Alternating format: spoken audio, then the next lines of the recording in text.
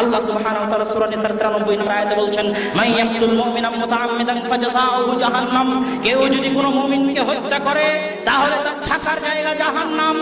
এতটুকু বলাই যথেষ্ট ছিল আল্লাহর জন্য যে কেউ যদি কোনো মুমিনকে হত্যা করে তার থাকার জায়গা জাহান্নাম, কারো থাকার জায়গা জাহান্নাম হওয়াই যথেষ্ট ছিল। কিন্তু রক্ত যে মুমিনের, এই জন্য আল্লাহ থামলেন না।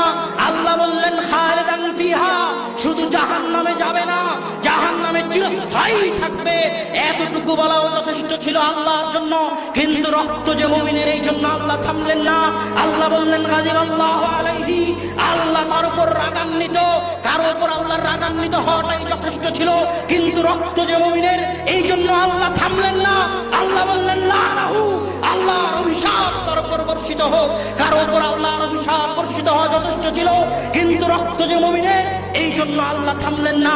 আল্লাহ বললেন ওয়া'আদাল্লাহু লাহু আযাবান আযীমা, আল্লাহ তার জন্য কঠিন ও ভয়াবহ শাস্তি প্রস্তুত করে রেখেছেন শুধু একজন মুমিনকে হত্যা করার জন্য।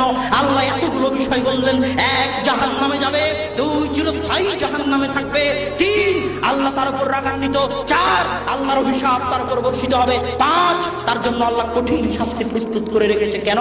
রক্ত মুমিনের। তাই সহিহ সুনানে তিরমিজির 1398 নম্বর হাদিসে রাসূল সাল্লাল্লাহু আলাইহি ওয়াসাল্লাম বলছেন, লাউ আন্না আহলাস সামাই ওয়াল আরদি ইশতারাকু ফি দামি মুমিনিন, জেনে রাখো যদি আসমানের সকল ফেরেশতা, দুনিয়ার সকল মানুষ, সকল জিন, আদম থেকে নিয়ে কিয়ামত পর্যন্ত সকলে মিলে, সকল ফেরেশতা মিলে, সকল জিন মিলে আমার একজন মুমিন বান্দাকে হত্যা করে, লা তাকবাহুল্লাহু লাহুম জামিআন ফিন নার, তাহলে সকল মানুষকে, সকল জিনকে, সকল ফেরেশতাকে আল্লাহ একসাথে জাহান্নামে নিক্ষেপ করতে দ্বিধা করবেন না।